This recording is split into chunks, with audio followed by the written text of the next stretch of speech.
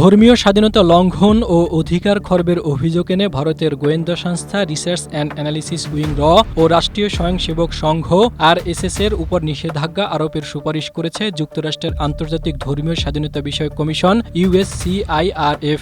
সম্প্রতি প্রকাশিত প্রতিবেদনে USCIRF বলেছে, ধর্মীয় স্বাধীনতার গুরুতর লঙ্ঘনের দায় এড়াতে না পারার জন্য এই সংস্থাগুলোকে শাস্তি দেওয়া উচিত। শাস্তির আওতায় সংশ্লিষ্ট ব্যক্তি বা সংস্থার সম্পদ জব্দ করা এবং যুক্তরাষ্ট্রে তাদের প্রবেশ নিষিদ্ধ করার সুপারিশ করা হয়েছে।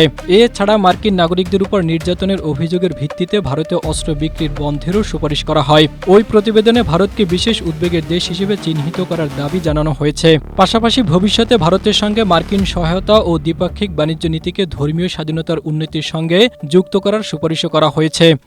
স্ট্রবেরি সুপার ডটেড ও ক্লাসিক ভ্যারিয়েন্টে সেন্সেশন জাগুক শিহরণ। প্রতিবেদনে আরও বলা হয়, ভারতে ধর্মীয় স্বাধীনতার হাল ক্রমশই খারাপ হচ্ছে। ধর্মীয় সংখ্যালঘু ও তাদের উপাসনালয় হামলার শিকার হচ্ছে। এজন্য ভারতের সরকারই দায়ী।